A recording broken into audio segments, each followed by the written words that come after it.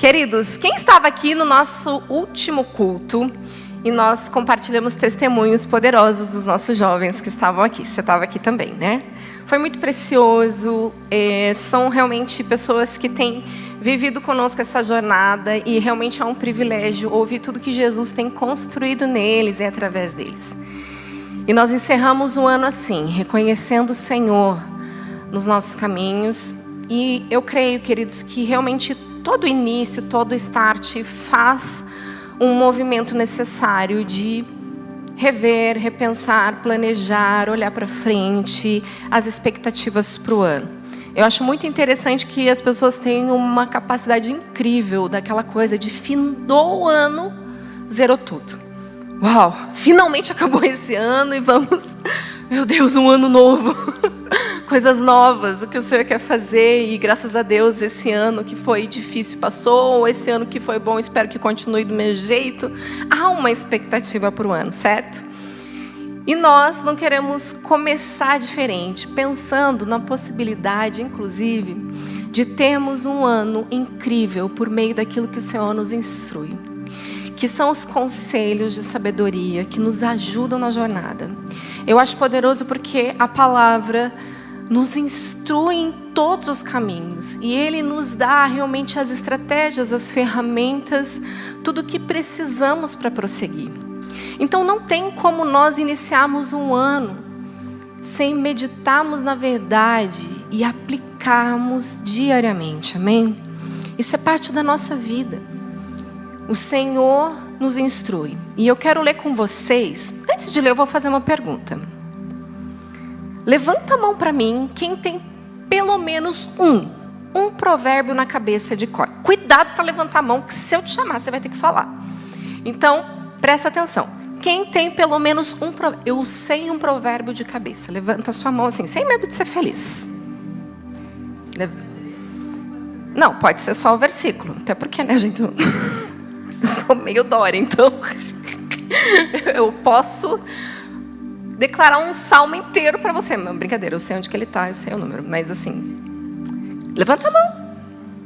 Eu sei um provérbio de cor. Assim, bem alto. Você está com medo de eu te chamar, né, criatura? Tá, eu não vou chamar, mas levanta a mão. Beleza. Vamos lá. Hashtag chateado. Então, eu vou ler alguns para vocês. Você pode escolher algum para decorar, tá bom? Provérbios 1. Estes são os provérbios de Salomão, filho de Davi, rei de Israel. Só que agora preste atenção, tá bom? Fica comigo. O texto está falando com você. Amém? Eles ajudarão a experimentar a sabedoria e a disciplina, a compreender as palavras que dão entendimento, a viver com disciplina e sensatez, fazendo o que é justo, direito e correto. Ajudarão a dar prudência aos inexperientes, conhecimento e bom senso aos jovens. Repita comigo. Conhecimento e bom senso aos jovens. Como que eu e você, que queremos certamente conhecimento, precisamos de bom senso. Não temos apegado a nossa mente aquilo que é instrução, aquilo que é um fundamento. Provérbios é uma meditação necessária e importante para nós, assim como toda a palavra. Mas a palavra diz que aqui contém algumas ferramentas essenciais para a vida, para a jornada, para a caminhada, para que a gente possa fazer o que é justo, direito e correto. Amém? Se o sábio lhe der ouvidos, ou seja, mesmo que eu fosse cheio de sabedoria, e quem tem discernimento obterá orientação para compreender provérbios e parábolas, ditados e enigmas dos sábios. O temor do Senhor é o princípio do conhecimento ou da sabedoria, algumas versões, mas os insensatos desprezam a sabedoria e a disciplina. Provérbios 12:15 vai dizer: o caminho do insensato parece-lhe justo, mas o sábio ouve conselhos. Provérbios 13:10 diz: o orgulho só gera discussões, mas a sabedoria está com os que tomam conselho. Provérbios 13, 10. Anotado? Provérbios 15, 22. Os planos fracassam por falta de conselho, mas são bem-sucedidos quando há muitos conselheiros. No seu planejamento anual, eu espero que você tenha ouvido também muitos conselhos, amém? Provérbios 19, do 20 ao 21, ouça conselhos e aceite instruções, e acabará sendo sábio. Muitos são os planos no coração do homem, mas o que prevalece é o propósito do Senhor. Provérbios 20, 18 diz: os conselhos são importantes para quem quiser fazer planos, e quem sai à guerra precisa de orientação. Você também se sente num campo de batalha? A sociedade, basicamente, é isso. Nós estamos vivendo num campo de batalha. Há uma batalha na sua mente, há uma batalha com famílias, há uma batalha com a estrutura religiosa, há uma batalha com a estrutura social, há uma batalha de todos os níveis. E nós precisamos de orientação. E o Senhor é aquele bom conselheiro. E o Senhor nos instrui por meio da sua palavra e por meio de homens e mulheres, porque diversos textos nós vamos ver Paulo orientando: aconselhai-vos mutuamente. Faça isso. Faça debaixo da instrução do Senhor. E eu hoje tenho o privilégio de poder oferecer a vocês, como jovens dessa casa, conselheiros sábios, homens e mulheres que andaram já algumas milhas. E por isso eu queria que você hoje tomasse nota, porque eu pedi para eles separarem conselhos para a nossa jornada. Amém? Você está preparado para isso? Eu volto, mas eu quero que todos nós possamos ouvir do Senhor uma clara instrução, de uma carga de experiência, de discernimento, de temor, mas de homens e mulheres que conhecem a palavra, que meditam nela dia e noite, e vão derramar para vocês aquilo que está no coração deles. E vocês vão ser, como o Provérbios diz, aqueles que ouvem conselho, aqueles que são orientados para a batalha. Você crê e você quer? Em nome de Jesus, então abra o seu coração para aquilo que o Senhor quer derramar na sua vida. Amém? Vamos lá? Gu, pode vir?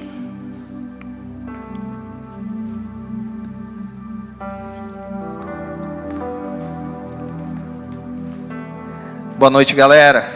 Tudo bem com vocês?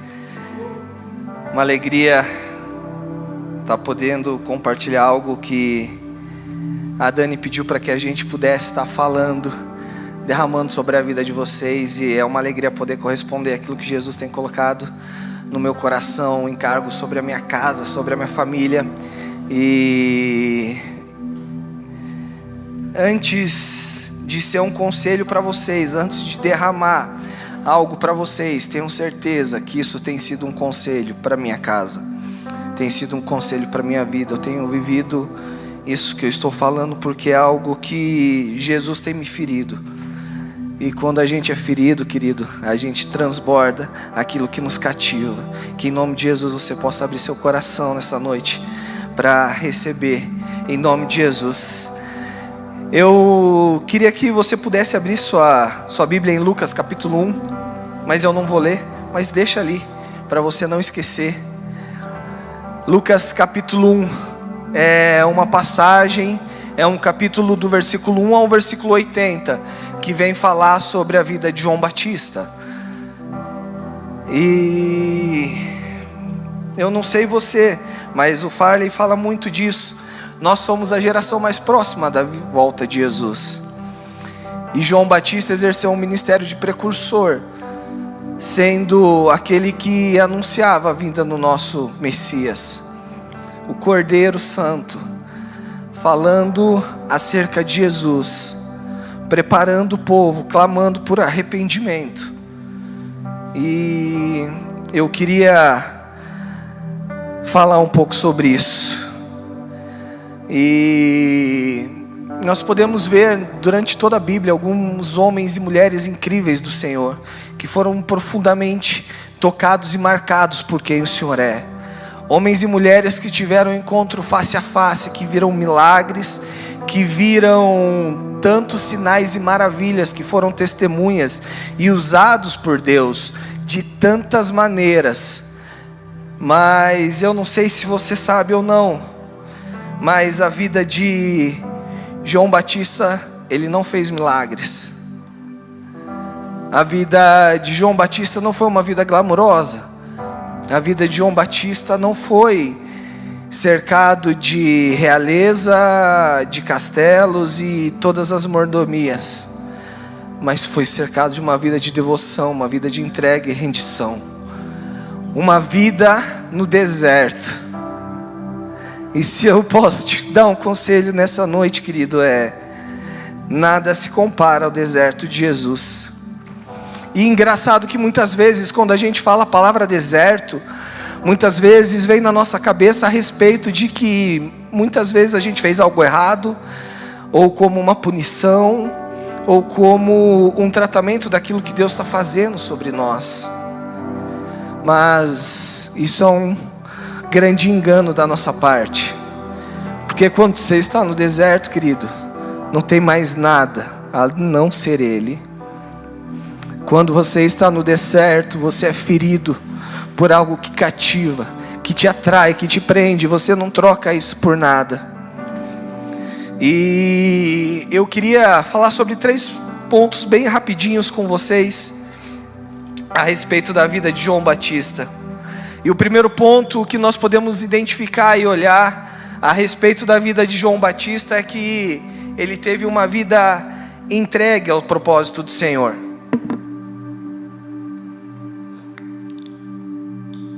João Batista, como você conhece a história, é filho de Zacarias e Isabel.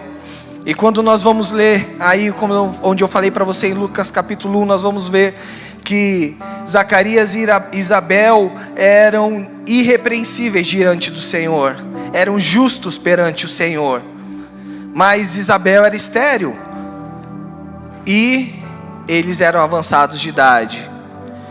E no desenrolar, o anjo vem e avisa Zacarias, enquanto ele está exercendo o seu sacerdócio, a respeito do nascimento de João Batista. E João Batista, por ser filho de sacerdote, Zacarias, ele poderia exercer o ministério de sacerdote, ele poderia continuar o ofício do seu pai, ele poderia continuar exercendo a atividade a qual, por herança, ele estaria designado. Mas quando a gente vê em Lucas capítulo 1, nós vamos vendo e olhando no último versículo, no capítulo 80, a palavra de Deus fala: o menino cresceu e se fortalecia em espírito e viveu nos desertos até o dia que havia de manifestar-se a Israel. Você consegue entender a vida de um homem que largou tudo para viver o propósito do Senhor sobre a vida dele? Você consegue entender o grande privilégio que significa ser sacerdote naqueles dias? Porque você pertencia a uma linhagem e exerceu o ofício de sacerdote perante o Senhor, não era qualquer um. E Zacarias tinha isso. E Zacarias podia exercer isso, mas mesmo assim, ele não quis esse lugar. Ele preferiu crescer no deserto até o dia que ele havia de manifestar-se a Israel. E queridos, se tem um conselho que eu posso dar para você essa noite, é colocar Jesus acima de todas as coisas. Não há herança nessa terra, não há porção, não há nada que se compare a uma vida de intimidade com Jesus. Não há holofote, não há púlpito, não há plataforma, não há reconhecimento de homens que se compare a uma vida de intimidade, devoção, entrega e rendição ao Senhor. E é muito engraçado porque nós vivemos numa era em que essa era nos lança para isso. nos lança para fama, tenta nos lançar para sermos conhecidos, tenta nos lançar para sermos reconhecidos muitas vezes. Mas o meu conselho é: se submeta às escolhas hoje aos pés de Jesus, para que o seu propósito não se perca nas suas escolhas humanas. Coloque Jesus em primeiro lugar. Não há nada que você possa fazer que se compare a ter uma vida aos pés de Jesus. O segundo ponto, nós vemos um aspecto muito importante na vida de João Batista, que é morrer para as atrações desse mundo. Você vê que em nenhum momento João Batista ele sai do deserto. Em nenhum momento ele é capturado ou cativado pelas riquezas daquilo que ele poderia ter. Em nenhum momento o palácio, a sua posição poderia influenciar aquilo que ele entendia do Senhor, porque ele estava morto para as atrações desse mundo. João Batista, ele teve um grande chamado do Senhor e ele atendeu. Ele preferiu o deserto, e como nós podemos ver, uma vida nada glamourosa, onde ele se vestia de peles de animais e comia comidas silvestres, longe de toda a fama e todo o reconhecimento que o sacerdócio representava. Morra para as atrações desse mundo, querido. Vocês são tão jovens, temos tantas pessoas aqui, jovens. Nada compensa, tudo perde valor aos pés dele. Nada se compara à revelação do Cordeiro. Nada se compara a quem ele é. E queridos, nada pode chamar mais a sua atenção do que servir ao Senhor. Ele precisa ser o primeiro de você, guarde isso. Nada pode chamar a atenção mais do que o Senhor sobre sua vida. Ele precisa ser o primeiro. E o terceiro tópico é sair de cena para que Jesus receba toda a glória. Eu não sei se você conhece todos os detalhes da vida de João Batista, mas quando nós vamos ver que ele fica o tempo no deserto, até como nós lemos ali mais uma vez, no capítulo 80, que ele, até o momento em que havia de manifestar-se a Israel. João Batista, queridos, você sabia que ele batizou Jesus? É óbvio. E pouco tempo depois disso, ele foi preso. Se você olhar para a história, quando Jesus escolhe os seus 12, João Batista estava vivo. Se você olha para a história de João Batista, o único encontro que ele teve com o Messias foi quando ele o batizou.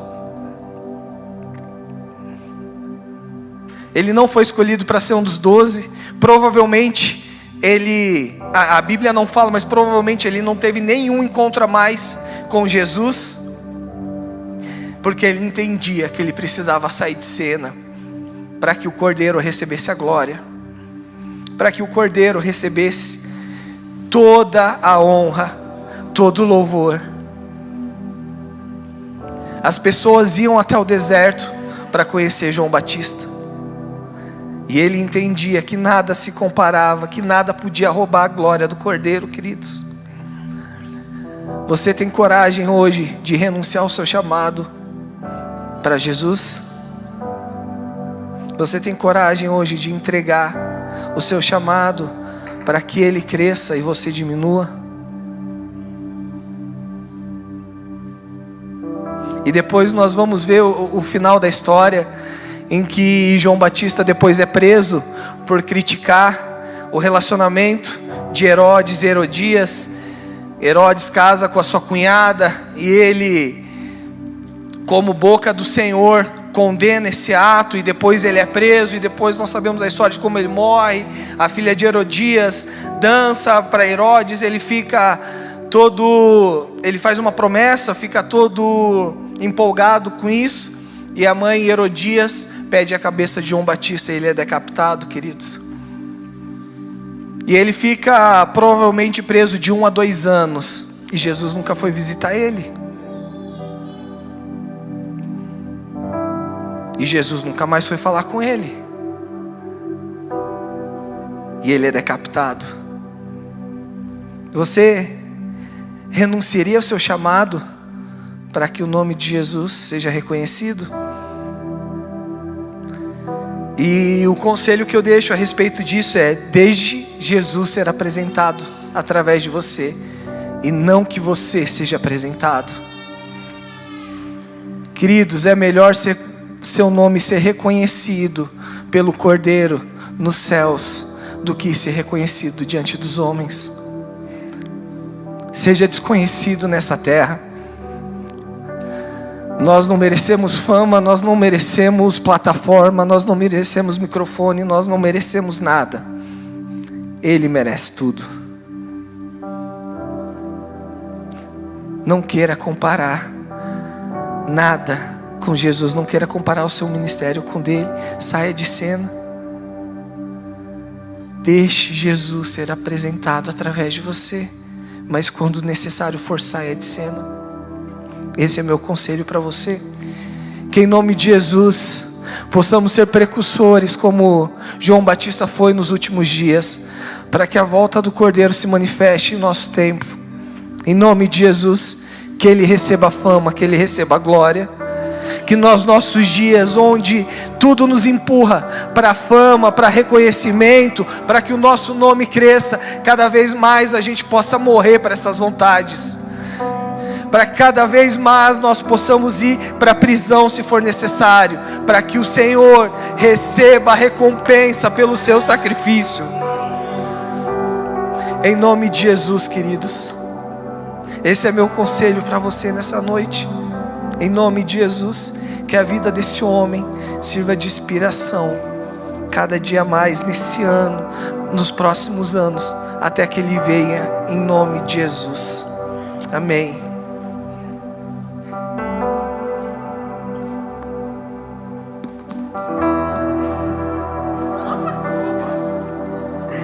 Aleluia.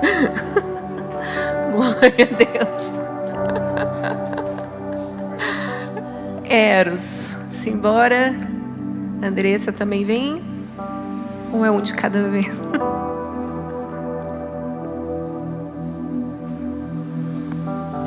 Boa noite, pessoal, tudo bem? Eu vou ser um pouco mais pragmático do que o meu amigo Gustavo, mas eu anotei algumas coisas aqui quando a Dani falou pra gente, né, para passar alguns conselhos.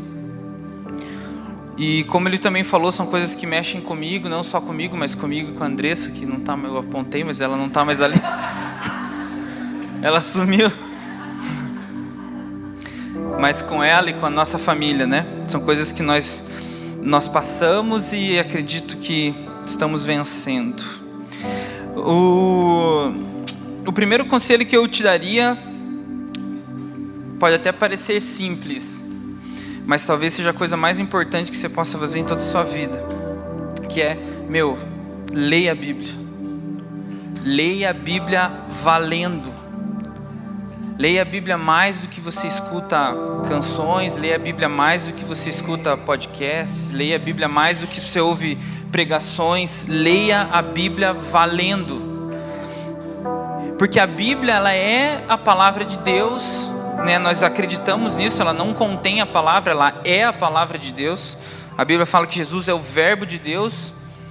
Então, se você se tem um contato com a palavra, você tem um contato com Jesus.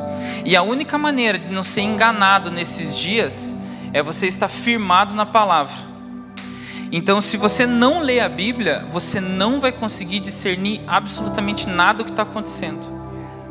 Você pode ter seu tempo devocional e Jesus obviamente fala conosco, mas o lugar que Ele mais fala conosco é pela Bíblia. E quanto mais você lê a Bíblia, mais Ele vai falar com você. Com certeza, definitivamente. E eu falo isso também por experiência própria. Muitas vezes você lê a Bíblia e parece que você não está, muitas vezes até entendendo tudo que você gostaria. Às vezes você faz uma leitura mais corrida e você não para meditar tanto nos textos. Mas o Espírito Santo é tão incrível que no momento que Ele precisa falar com você, Ele vai fazer você lembrar do que você lê da Bíblia. E Ele vai falar com você. E nunca vai ser errado. Você não corre o risco de errar se você lê a Bíblia. A Bíblia é o nosso norte.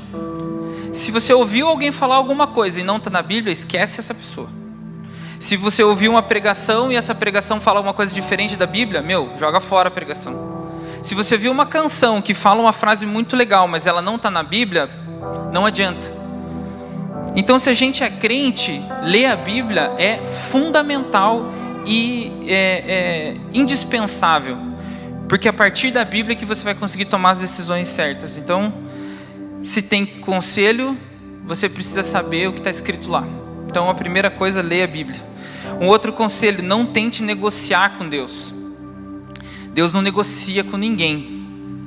É tão gostoso falar que Deus é imutável, né? E que o amor dele não muda, e que as promessas dele não mudam.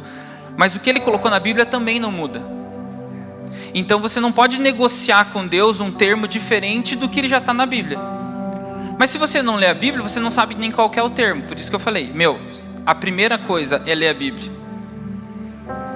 Mas não tente negociar com Deus. Não tente ajustar as coisas de uma maneira que fique mais prática ou eventualmente mais leve para você, porque você não consegue negociar com Deus. Ele não negocia. Então, negociar é furada. Totalmente furada. Então, pelo contrário, se você não negocia, então você obedece. E quanto mais rápido você obedecer, esse é outro conselho, quanto mais rápido você obedecer, melhor. E quanto mais maduro você for ficando, mais rápido você vai obedecendo. Um sinal de que uma pessoa é madura na fé é porque ela obedece rápido. Porque a gente sabe que quanto mais rápido você obedecer, quanto mais rápido você depositar confiança no que a palavra de Deus diz, no que a palavra dele aponta, e eventualmente ele até vai te dar direções personalizadas a respeito de muita coisa. E quanto mais rápido você obedecer, melhor. Você vai se tornar cada vez mais um crente maduro. Porque todos nós estamos numa jornada, certo? Nós passamos pela porta que é Cristo, nós aceitamos Ele, mas a vida cristã não para por aí, não é só passar pela porta. A vida cristã tem uma porta, ela tem um caminho e ela tem um alvo. O alvo é a salvação das nossas almas, certo? Paulo fala disso. Então, no final da nossa vida, ou se a gente morrer, ou se Jesus voltar, nós alcançaremos esse alvo, em nome de Jesus. Mas nós estamos, todos nós aqui, numa caminhada. Nós estamos caminhando. E a caminhada cristã, eu não sei se você já foi num daqueles aeroportos que tem aquelas esteiras, que você fica parado e ela vai, andando. Que daí quando você está atrasado, você anda na esteira, daí você anda tipo o dobro dos outros. Seria muito bom se a vida cristã ela fosse uma esteira como essa. Que você está parado e você está andando. Mas ela não é mesmo. Se fosse, ela seria ao contrário. Até porque Spurgeon fala que se você não ora, ou se você acha que você está parado, na verdade você está andando para trás. Então, vocês sabem aqueles negócios que aparecem nos filmes, que o cara fica tipo bombando um negócio ou batendo para subir assim nos parques de diversão? Às vezes eu penso que a vida cristã é meio que assim, a gente precisa ficar batendo. Porque se você para de fazer, a coisa começa a voltar para trás. Então, obedeça rápido. Você vai te trazer maturidade, você vai avançar na tua vida cristã. E uma outra coisa, e isso é muito particular, meu e da Andressa, e eu queria repartir isso com vocês também. Eu não vou ler o texto, mas isso está em Marcos 4, isso está em Mateus também, a parábola do semeador, super conhecida. E a parábola do semeador, vocês sabem que tem 4 sementes, né? Uma que é jogada, cai na beira do caminho, né? Satanás leva, enfim, a pessoa não acolhe, não aconteceu nada. Você tem uma outra semente que é jogada e ela logo germina, mas logo vem o sol tal e mata, porque ela não tem raízes. Então é aquele tipo fogo de palha, né? E tem a última é a que cai em terra boa, né? A última que cai em terra boa, ela floresce. Mas a terceira semente sempre mexeu muito comigo, porque fez parte de um processo da nossa vida. Porque ela é uma semente que ela não morre, porque a Bíblia fala de que ela brota. Então ela não morre, mas ela também não frutifica, ela fica no meio do caminho. E na nossa vida cristã, nós que estamos, né, ligados à videira, nós fomos enxertados na videira, e o Diego sempre fala muito disso, né, que nós precisamos dar frutos. Se você está na sua vida cristã e você não consegue dar frutos, você passa a tua vida cristã de uma maneira estéril, tem uma coisa muito errada. Mas lá nesse texto, depois você pode procurar, tanto faz se é em Marcos, em Mateus, onde você quiser ver, mas ele fala de que a razão, o motivo que essa planta não frutifica, ela não cresce o suficiente para frutificar. A analogia que Jesus faz na parábola é como se espinhos envolvessem ela e ela ficasse completamente presa, e ela não consegue mais se desenvolver. E aí, quando ele vai explicar essa parábola para os discípulos, ele fala que esses espinhos que sufocam a planta é o amor pelas riquezas desse mundo e as outras ambições e as preocupações com as coisas desse mundo. Então, o amor pelas riquezas, as ambições e as preocupações com as coisas desse mundo. Então, o meu conselho é: vale super a pena você olhar para tudo que você já conquistou, seja muito, seja pouco, seja no nível escolar ou na faculdade, no trabalho, se você já está se desenvolvendo no trabalho, seja qualquer for. Olha as conquistas que você tem. Olha as conquistas que você pensa em ter. Cara, eu tenho um desejo de tal coisa. Eu gostaria de chegar nesse lugar. E sonde o seu coração e verifique se nessas suas conquistas e nisso que você está projetando fazer, não se encaixa nesses 3 pontos. Se não tem a ver com amor às riquezas desse mundo, se ele não é uma ambição e se ele não é uma preocupação com essa era. Porque fatalmente, se você estiver se desenvolvendo e buscando alguma coisa dentro desses três apontamentos que a Bíblia falou para nós, né? Lê a Bíblia. Fatalmente você vai viver uma vida cristã infrutífera. E no final de todas as coisas, como o Gu falou, a gente espera entregar uma recompensa. E se você vive uma vida infrutífera, ela não vai ser uma vida cristã. Então cuidado. E é triste porque eu falo de verdade. Nós estivemos nesse lugar onde a gente parou, não só um dia, mas vários dias. E a gente entendeu, cara, eu estou completamente preso. Se Jesus me chamar para fazer uma coisa hoje, eu não consigo corresponder, porque eu estou completamente preso. Porque as preocupações e as coisas que eu trouxe como minha responsabilidade me prenderam completamente. E não começou como sendo uma coisa ruim, mas chegou um momento que eu estava completamente preso. Não eu, mas eu e a Andressa, nossa casa, a gente não correspondia mais.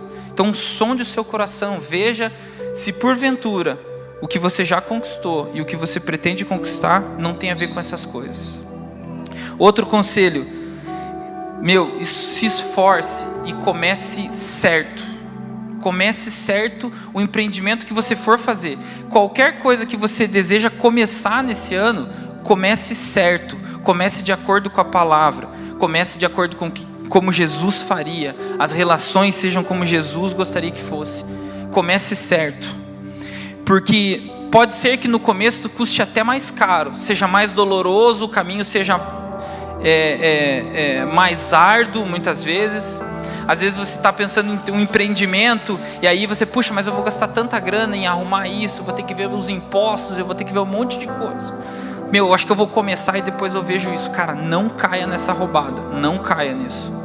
Eu vou começar a faculdade, mas depois eu vejo se eu consigo isso, se aquilo. Não, se programe, comece certo. Comece certo, porque se você chegar num ponto desse empreendimento, desse sonho, desse desejo, seja o que quer que seja, e você vê que você está fazendo coisas erradas de acordo com a palavra de Deus, então por isso a gente volta, né? Tem que ler a Bíblia, porque senão você não vai nem saber se você está fazendo certo ou não. Mas você leu a Bíblia. Então comece certo, não negocie isso, né? Comece certo, faça direito, porque voltar para trás, ter retrabalho, você ter que muitas vezes fazer o caminho de volta, que é o que a gente sempre fala, é muito, muito mais custoso do que o custo de você começar direito e às vezes demorar um pouco mais para chegar onde você gostaria que chegasse. Então comece certo, isso é muito importante. Outra coisa, pegue a mesa que você tem na sua casa, seja ela de que tamanho for, e apelide a sua mesa de rede social. E a partir de agora você vai usar loucamente a sua rede social e a mesa da sua casa. Chame as pessoas para sentar na sua mesa, chame as pessoas para estar em volta com você. Eu falo para a Andressa que na nossa casa eu tenho uma rede social de 6 pessoas só, que é o tamanho da mesa da minha casa. Eu não uso muito rede social. Mas eu te desafio a fazer isso nesse ano, sabe? Deixa um pouco de lado, sabe, as redes sociais, assim, né? Porque a gente sabe que nesse lugar tem muita vaidade, nesse lugar tem muito comércio, mesmo no meio gospel. Você tem muito comércio, você tem muita vaidade, você tem muito orgulho, você tem muita comparação. E isso faz mal para nós. Isso faz mal para nós, muito mal. Então, apelide a sua mesa de rede social, cara, ou a sala da sua casa, o sofá da sua casa. Chame as pessoas para estar com você e faça isso. Tenha a sua rede social extremamente ativa, mas são as pessoas que conversam com você. Você tem uma rede, é a tua rede de amigos, a tua rede de relacionamento, na sua Livingston, no seu trabalho, na sua faculdade, seja onde for. Influencie a sua rede social, né? Tem muita gente que quer ganhar o mundo na rede social, mas não consegue, né, falar com o brother do lado aqui, né? Então, eu acho que é um tempo em que a gente pode fazer muita diferença na vida das pessoas que estão bem do nosso lado. E depois a Dani pode até me corrigir, não tem problema nenhum. Mas eu acho que Jesus ficaria muito mais feliz se a gente fosse influenciadores das pessoas que estão próximas de nós, do que o influenciador na rede social, com muitos seguidores e tal, e curtidas e tudo isso. Então, faça a sua rede social de verdade, na sua casa, na sua mesa, no seu sofá. Amém? Tem mais uma parte, mas eu acho que a Andressa quer falar, não sei, ela sumiu. Ah, tá aí! Como é que você apareceu? Vem, então, eu fico aqui com você. Então tá. Eu vou literalmente ler, porque é também bem curto, então vai ser rapidinho. Eu tô aqui, na verdade, para falar sobre os dias maus, porque certamente eles irão chegar, os dias difíceis, né? Eles vão chegar. Então, eu só quero, na verdade, falar para vocês não desistirem, não desanimarem e não esquecerem das promessas do Senhor, sabe? Das promessas que Ele já fez, porque quando esses dias maus chegarem e você acabar se vendo num cenário que você, nossa, por que eu fiz isso? Por que novamente eu fiz isso? Você lembre das promessas que o Senhor já fez, sabe? E se achegue a esse trono da graça do Senhor. Volte, se renda a Ele, jogue isso aos pés da cruz e se agarre novamente a essas promessas. Eu vou ler, tá, agora. Mesmo quando o dia não está sendo tão bom, porque muitas vezes acontece isso, não jogue tudo para o alto, não seja 8 ou 80 e se encontre um equilíbrio. Novamente, se renda à cruz, se renda a Ele, encontre um colo no Pai. Pois as promessas do Senhor são, em Jeremias 29:12, Então vocês clamarão a mim e virão orar a mim e eu os ouvirei. Mateus 11, 28, 30. Venham a mim todos os que estão cansados e sobrecarregados, e eu darei descanso a vocês. Tomem sobre vocês o meu jugo e aprendam de mim, pois sou manso e humilde de coração, e vocês encontrarão descanso para as suas almas, pois o meu jugo é suave e o meu fardo é leve. Mesmo quando eu andar por um vale de trevas e morte, não temerei perigo algum, pois tu estás comigo. A tua vara e o teu cajado me protegem. Lembre-se das verdades que a palavra fala sobre você, sobre nós. Tá bom? Amém.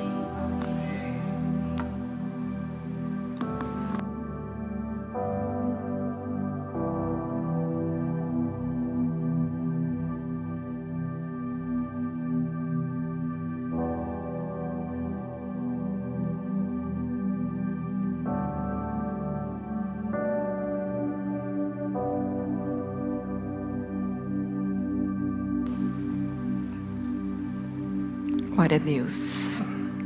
Tomaram nota? Dicas preciosas destes homens, dessa mulher, homens e mulher de Deus que estiveram aqui. Obrigada, Gu, Eros, Andressa, pelo coração. Obrigada por derramarem, compartilharem sabedoria do alto. Vocês têm minha admiração, meu respeito. E certamente encheram meu coração essa noite. Porque trazer à memória o que nos dá esperança é o que a palavra de Deus diz que nós devemos fazer. E quando trazemos a verdade da palavra do Senhor, é essa memória que precisamos ter para prosseguir, a esperança que Ele nos dá para prosseguir. Amém? E agora eu quero encerrar compartilhando com vocês as dicas que eu separei aqui, os conselhos de sabedoria.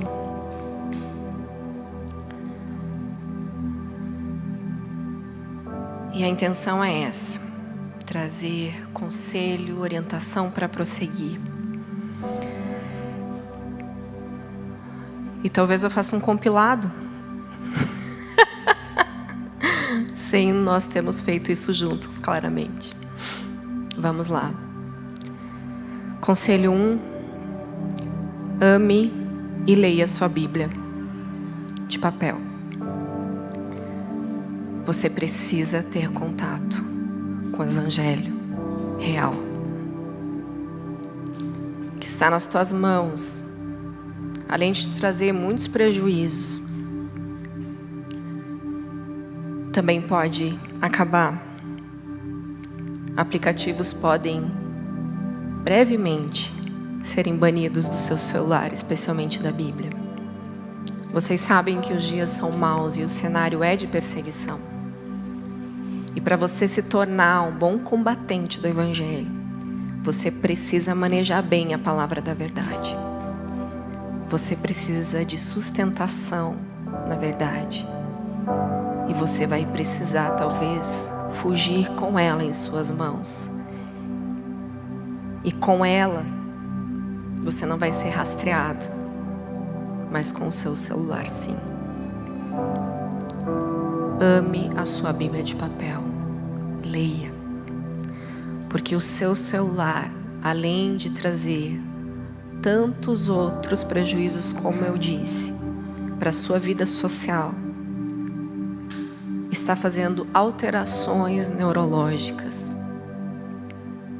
para que você tenha uma deficiência de compreensão social, de compreensão sobre si mesmo. E te traz incapacidades que talvez você ainda não tenha se deparado, mas acredite, já está acontecendo. Se você se sente irritado, se você se sente cansado, você certamente já está sofrendo as sequelas do uso das telas. Então, primeiro ame a sua Bíblia e escreva. ate-as no seu coração. Provérbios 3 fala para nós, e eu sempre leio esse texto com vocês: meu filho, não se esqueça da minha lei, mas guarde no coração os meus mandamentos, pois eles prolongarão a sua vida por muitos anos e darão a você prosperidade e paz. Que o amor e a fidelidade jamais o abandonem. Prendas ao redor do pescoço, escrevas na tábua do seu coração, então você terá favor de Deus e dos homens. Amém? E escreva. O Senhor me deu um novo formato de devocional já tem um tempo. E esses tempos eu me perguntei: Senhor, por que o Senhor está me fazendo fazer desse jeito? Por que eu tenho que escrever os textos? Então, basicamente, hoje meu devocional é sobre um livro que eu estou lendo. Eu leio alguns capítulos, ou mesmo que eu fique num só, eu escrevo os textos num caderno. Eu escrevo. Então eu tenho alguns cadernos com a Bíblia. E eu perguntei para o Espírito Santo por que esse formato. Além dele me falar que eu estava prendendo ao redor do meu pescoço, que eu estava escrevendo nas tábuas do meu coração, porque se você passou pela escola, certamente você aprendeu que a escrita reforça e que para você estudar, a melhor forma de fazer resumo escrevendo vai te ajudar a memorizar. Então escreva. E além disso, o Espírito me falou: haverão dias que essa Bíblia no formato que vocês têm hoje não existirá mais. Vai ser perseguido. Vão tirar das suas mãos. Então, queridos, eu estou escrevendo a Bíblia nos meus cadernos. Faça isso e não duvide do que eu estou te falando. Amém? Escreva.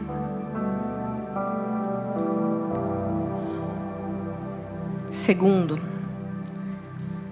compre colírio para os seus olhos. Leia comigo Apocalipse 3:18. Dou este conselho: compre de mim ouro refinado no fogo e você se tornará rico. Compre roupas brancas e vista-se para cobrir a sua vergonhosa nudez. E compre colírio para ungir os seus olhos e poder me enxergar. Esse conselho é para a igreja de Laodiceia. E se você for nos textos antes, verso 15: conheço as tuas obras. Sei que você não é frio e nem quente. Melhor seria que você fosse frio ou quente. Assim, porque você é morno, não é frio nem quente, estou a ponto de vomitá-lo da minha boca. Você diz: estou rico, adquiri riquezas e não preciso de nada. Não reconhece, porém, que é miserável, digno de compaixão, pobre, cego e que está nu. Então ele dá o conselho: compre de mim ouro refinado. Olhe para mim. E talvez você diga para mim: não, mas eu não tenho essa mentalidade. Eu não acho que eu tenho tudo. Eu não acho que eu tenho riqueza suficiente. Eu não sou essa pessoa. Mas se comporta como se fosse ela.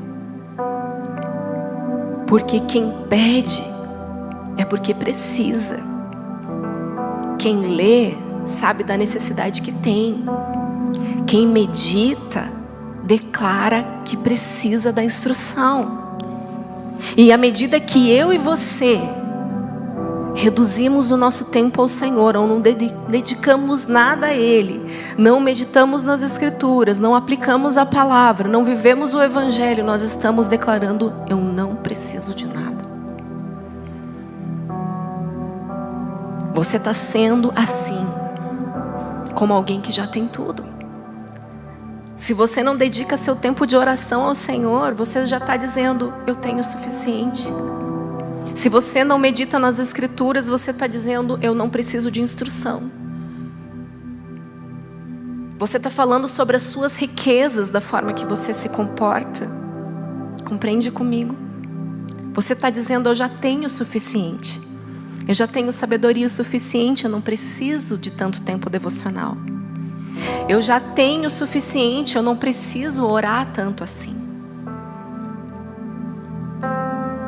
Quem tem necessidade, pede. Então peça do Senhor. Dedique seu tempo a Ele. Compre colírio para os seus olhos, porque ali é a fonte. Aonde estão os seus olhos? E é por isso que eu faço uma associação do que eu acabei de falar, porque como eu disse, os nossos olhos estão voltados, dedicados o tempo ao que não é digno. As suas telas estão tendo os seus olhos mais do que o nosso Senhor Jesus. Se você puder fazer isso já, você tem um recurso no seu celular falando sobre o tempo que você passa em cada aplicativo. E dentro deste conselho eu te dou, se redes sociais, WhatsApp, tem mais tempo de dedicação do que você dá ao Senhor, à sua família, à igreja, você precisa voltar a esse texto. Porque você precisa reconhecer que é miserável, digno de compaixão, pobre, cego e que está nu. Amém? Então aplique os seus olhos, peça colírio a Ele para vê-lo.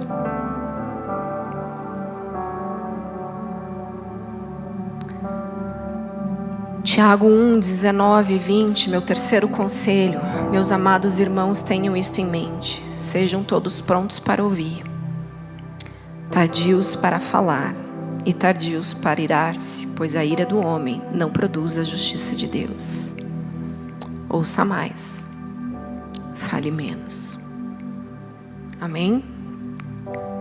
Sacrifique mais. É o meu quarto conselho. Davi teve o entendimento do sacrifício, a revelação da necessidade do sacrifício, mas nós sabemos que ele foi além.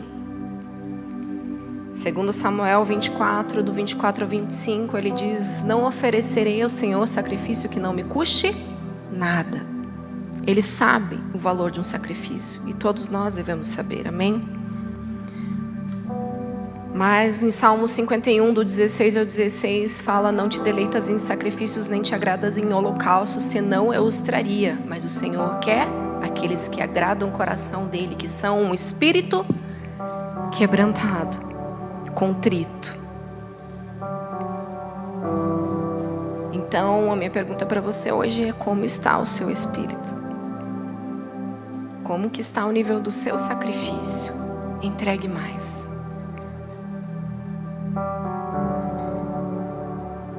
A obediência é parte da natureza do que o Senhor pede para nós. Mas existe uma oferta de rendição possível, que é mais do que somente o sacrifício. Amém? Vocês estão com medo? Meu quinto conselho é: pais se voltem aos filhos, filhos se voltem aos pais. O Senhor tem levantado uma geração que não apenas lideram por um cargo, mas que exerce uma paternidade espiritual. Se voltem para os seus filhos espirituais e naturais. Dê atenção e olhar a eles. Coloque-os na mesa. Assim também vocês que são filhos, ouçam seus pais espirituais. Ouçam homens e mulheres maduros na jornada. Sente-se na mesa com eles. Ouça a instrução. ouçam o conselho. Se teve algo nessa vida que meu coração sempre ardeu, participando dos cultos de jovens, e nós lideramos jovens já tem alguns anos.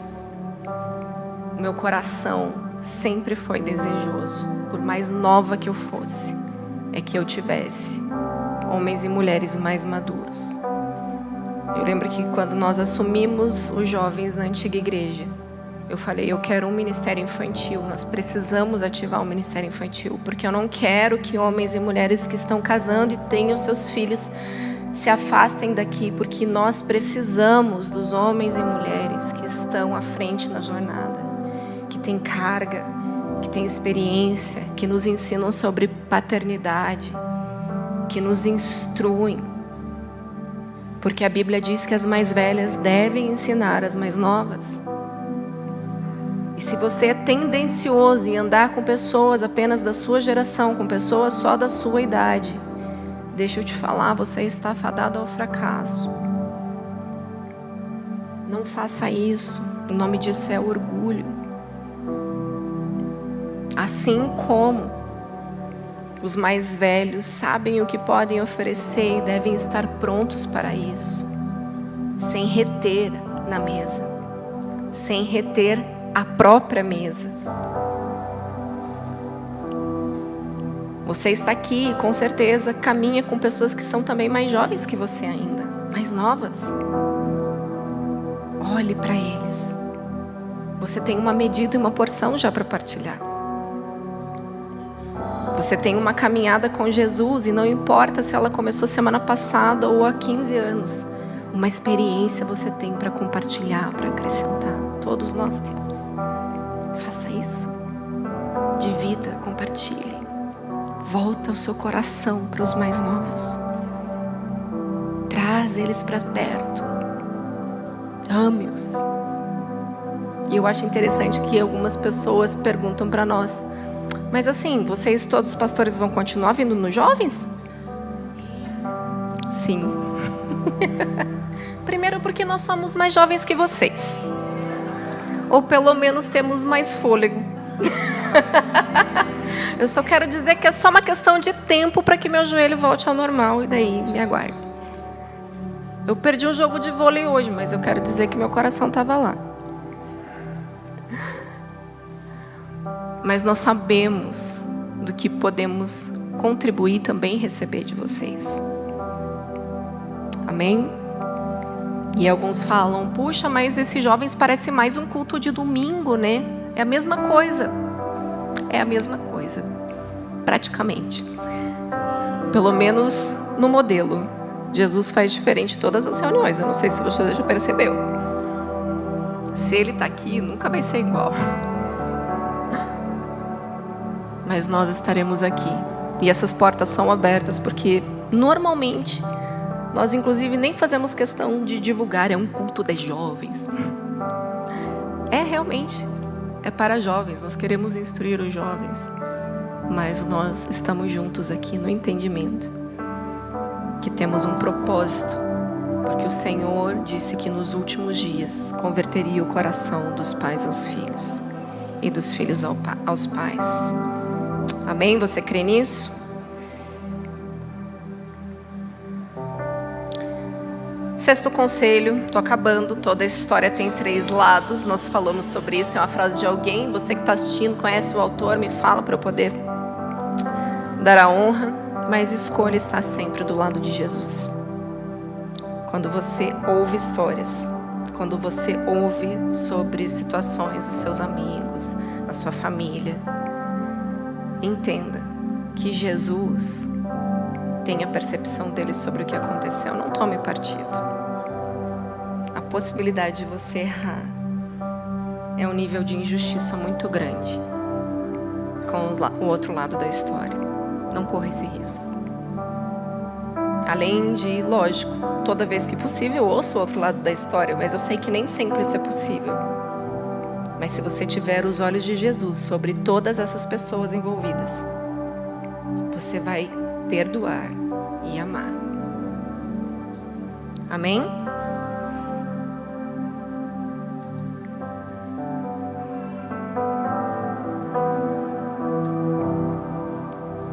Lembre-se que só é imutável a sua origem, filiação e destino.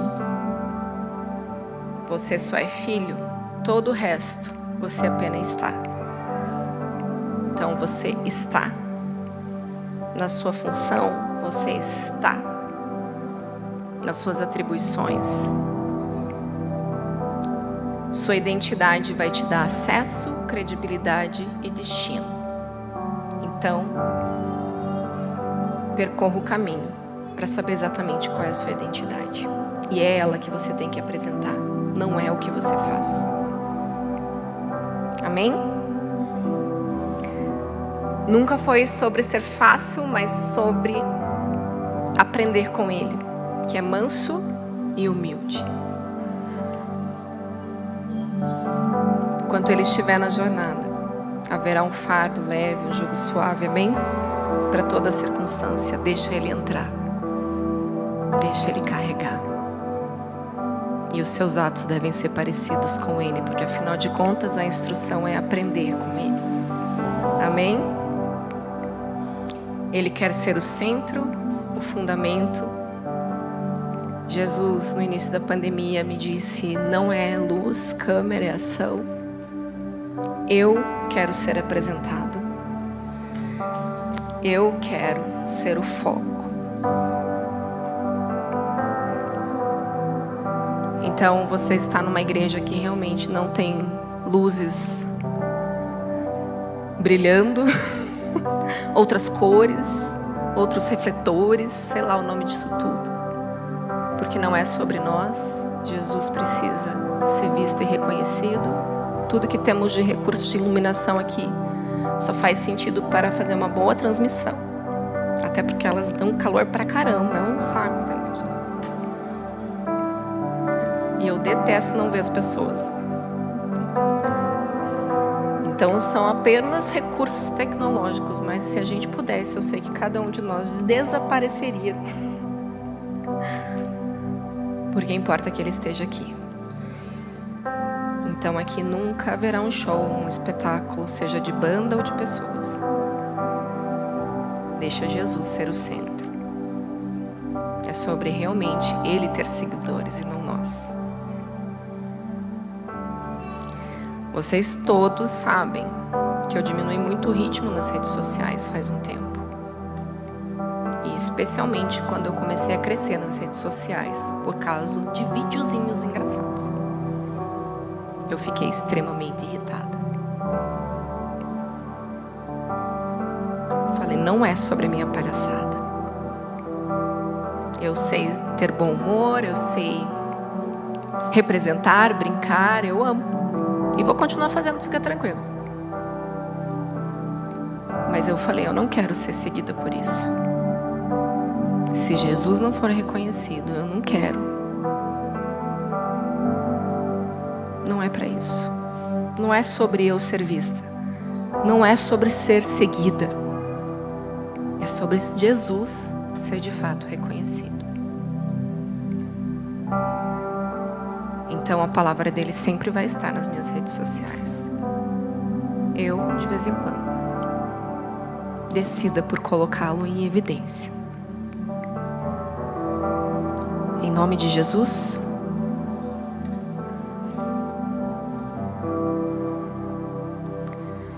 Último. Toda escolha implica em uma renúncia. Se você decidiu por Jesus, você está renunciando os prazeres dessa terra, você está renunciando a você mesmo, você está renunciando às decisões humanas, você está renunciando os convites humanos, as propostas humanas. Você está renunciando às tentações. E talvez você tenha que renunciar a relacionamentos. Em Tiago, você vai ver que a Bíblia nos instrui que nós não devemos ser amigos do mundo. Existe uma renúncia necessária quando nós decidimos por Ele. Você vai renunciar seu tempo quando você se dedica a Ele. Mas que as nossas escolhas possam sempre ser sobre Ele. que este ano seja um ano de renúncias reais e ele sendo centralizado, exaltado,